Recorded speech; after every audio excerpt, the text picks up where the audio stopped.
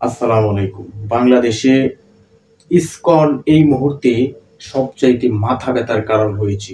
এই ইসকন বিগত ১৬-১৭ বছরে আওয়ামী ফ্যাসিস্ট সরকারের ইন্ধনে প্রত্যক্ষ মদদে তারা আজকে বাংলাদেশের সার্বভৌমত্বের হুমকি হয়ে দাঁড়িয়েছে।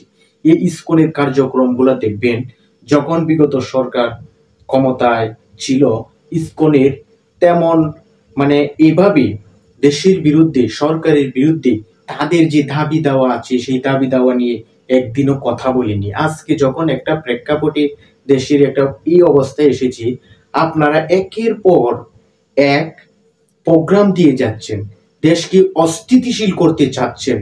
আপনাদের দাবি কোথায়, কোন জায়গায় আপনাদের সমস্যা হচ্ছে? বাংলাদেশে আপনারা বসবাস করতেছেন, আপনাদেরকে নিষিদ্ধ করা হয়নি। আপনারা ইসকন একটি সংগঠন, সনাতনী ধর্মাবলম্বীদের একটি সংগঠন, কিন্তু হিন্দু সম্প্রদায়েরই লোকগুলা আপনাদেরকে বয়কট করতেছে। আপনারা চট্টগ্রামে সমাবেশ করেছেন, সেখানে যেই উদ্ধত্যপূর্ণ আচরণ করেছেন, এটি একটি স্বাধীন সার্বভৌমত্ব দেশের জন্য আসলে হুমকি স্বরূপ। আপনারা ইসকনের জ্ঞানী গুণী বিশিষ্ট ব্যক্তিবর্গ আছেন, আপনারা এই কার্যক্রমগুলো যে করেছেন, আপনাদের বিবেকে একটি বারও বাধা দেয়নি? আমাদের বাংলাদেশে আপনারা ইসকনের ব্যানারে যেই কার্যক্রমগুলো করতেছেন, পৃথিবীর এমন কোনো দেশ দেখাতে পারবেন না আমাদের বাংলাদেশের মতো স্বাধীনভাবে কার্যক্রম পরিচালনা করতেছে। দেখাবো, আমরা চোখে আঙ্গুল দিয়ে দেখিয়ে দিতে পারবো। সিঙ্গাপুরে আপনাদের কার্যক্রম সম্পূর্ণ ইসকন নিষিদ্ধ, মালয়েশিয়ায় নিষিদ্ধ, আমাদের পার্শ্ববর্তী বৃহৎ একটি রাষ্ট্র গণচীন, সেখানে আপনাদের কার্যক্রম নিষিদ্ধ। সৌদি আরবে তো আরো আগেই নিষিদ্ধ। তারপরে আমাদের দেশে আপনারা সহ অবস্থান, আপনারা আমাদের দেশের নাগরিক হয়ে আপনারা সহযোগিতা চাচ্ছেন ভারতের একটি রাষ্ট্রের। এটি স্বাধীনতা সার্বভৌমত্বের লঙ্ঘন নয়? আপনারা যখন আপনাদের গেরুয়া পতাকা স্বাধীনতার স্তম্ভের উপরে, বাংলাদেশের পতাকার উপরে টানিয়েছেন, সেটি কি দেশের চলমান আইনের সার্বভৌমত্বের লঙ্ঘন নয়? তারপরেও আপনারা বলতেছেন আমাদের এই অসুবিধা, এই অসুবিধা, এই দাবি পূরণ করতে হবে, ওই দাবি পূরণ করতে হবে। দেখুন, আন্তর্জাতিক বিশ্লেষক যারা আছে, সংখ্যাগরিষ্ঠ নির্যাতন ইত্যাদি নিয়ে যারা গবেষণা করে থাকে, আন্তর্জাতিক যে সকল সংস্থাগুলা, সেই সংস্থাগুলা থেকে বর্তমান প্রেক্ষাপটে বাংলাদেশ সবচাইতে সংখ্যালঘু যারা আছে, সংখ্যালঘু সম্প্রদায় সবচাইতে বেশি নিরাপদভাবে অবস্থান করতেছে। বাংলাদেশ একটি বৃহৎ মুসলিম অধ্যুষিত এলাকা। এখানে হিন্দু, বৌদ্ধ, খ্রিস্টান, আরো অন্যান্য জাতি ধর্মের সকলেই কিন্তু একটি যে সহাবস্থান সৃষ্টি হয়েছে, সেই সহাবস্থানের ঐক্যকে বিশ্বের কাছে নেতিবাচকভাবে উপস্থাপন করার লক্ষ্যে আজকে এই ধরনের কার্যক্রম আপনারা করতেছেন না। দেখুন, আপনারা যে উদ্ধত্যপূর্ণ আচরণ দেখিয়েছেন, হ্যাঁ, একজনের বিরুদ্ধে একটি মামলা হতে পারে, পরবর্তীতে সেই মামলার বিরুদ্ধে তো আপনারা আইন যদি মেনে থাকেন, দেশের সার্বভৌমত্বে যদি আপনারা মানেন, তবে আইনের সাথে সহযোগিতা প্রার্থনা করতে পারেন। কিন্তু আইনের বিপক্ষে গিয়ে আপনারা আন্দোলন, হিংসাত্মক একজন আইনজীবীকে যেভাবে পিটিয়ে হত্যা করেছেন, যাই হোক, এই কথাটি আমরা বহুবার বলেছি। এখন যারা এর সাথে জড়িত, বাংলাদেশকে অস্থিতিশীল করার লক্ষ্যে এই ইসকনকে মদত, আর্থিকভাবে সহযোগিতা এবং নেতৃত্ব দিচ্ছে। এখন চিন্ময় কুমার দাসকে যে গ্রেপ্তার করা হয়েছে, ইসকনের পক্ষ থেকে দাবি করা হচ্ছে তিনি বহিষ্কৃত নেতা।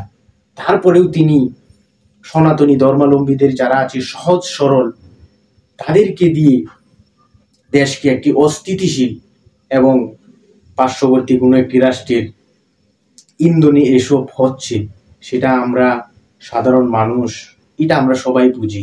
দেখুন, আপনাদের যে উদ্ধত্যপূর্ণ আচরণ, আপনাদের যে বেশ কয়েকটি সংগঠন বাংলাদেশে সক্রিয়, কয়েকটি নিউজ পেপার আছে, আরো কয়েকটি সংগঠন বিভিন্নভাবে কিভাবে জনগণকে ধোঁকা দিয়ে, মুসলিম সমাজকে ধোঁকা দিয়ে ধর্মান্তরিত করার চেষ্টা, কোমলমতি শিশুদেরকে বিদ্যালয়ে শিক্ষার নামে মগজ ধুলাইয়ের চেষ্টা করতেছেন, সেগুলোর তথ্য প্রমাণ আছে। বিগত সময়ে হয়তো মানুষের এভাবে আসেনি, কিন্তু এগুলো সবই রেকর্ড করা আছে, এগুলো বেরিয়ে আসতেছে, এগুলো প্রমাণ আছে। আমি প্রমাণ ছাড়া কোনো কথা বলতেছি না, তারপরেও কথা ভুল ত্রুটি হতেই পারে। এখন আমাদের দেশকে অস্থিতিশীল করবেন না। যদি আপনারা আপনাদের কার্যক্রম পরিচালনা করতে অসুবিধা হয়, আইনের দ্বারস্থ হতে পারেন। যাই হোক, দেশকে অস্থিতিশীলতার দিকে ঠেলে দিয়ে আপনারা দেশে আপনাদের কার্যক্রম পরিচালনা করবেন, সেটা বাবা বোকামি ছাড়া আর কিছুই নয়। দেশের প্রত্যেকটা মানুষ আজকে সচেতন, আপনাদের কার্যক্রম নিয়ে আজকে উদ্বিগ্ন। আপনারা কি করতে চাচ্ছেন? আপনারা কাদের মধ্য দিয়ে, কাদের ইন্ধনে, কাদের অর্থের সহযোগিতায় দেশকে অস্থিতিশীল করার চেষ্টা করতেছেন? এখনো সময় আছে। ইসকনের যে সকল নেতৃবৃন্দ এটাকে হ্যান্ডেল করতেছেন, আপনারা সাবধান হন। দেশে যদি আপনাদের অস্তিত্ব টিকিয়ে রাখতে চান, আমাদের সাথে যদি সহা অবস্থান নিশ্চিত কাঁধে কাঁধ হাতে হাত রেখে যদি বসবাস করার ইচ্ছা থেকে থাকে, তবে এই ধরনের উদ্ধত্যপূর্ণ আচরণ থেকে বেরিয়ে এসে আপনাদের কার্যক্রম পরিচালনা করুন। কোনো নাগরিক, কোনো সরকার, কোনো আইন আপনাদেরকে বাধা দেবে না। আপনারা সন্ত্রাসী কায়দায়, উগ্রবাদী কায়দায়, পার্শ্ববর্তী রাষ্ট্রের কায়দায় দেশকে অস্থিতিশীল করার চেষ্টা করবেন, সেটি পারবেন না। আমরা সচেতন আছি, দেশের মানুষ সচেতন আছে, ঐক্যবদ্ধ আছে। আজকে সবাই আমরা ঐক্যবদ্ধ, সবাই আমরা দেশের নাগরিক। সকল জাতি, ধর্মের, বর্ণের মানুষ এখানে শান্তিপূর্ণ সহবাস করবে।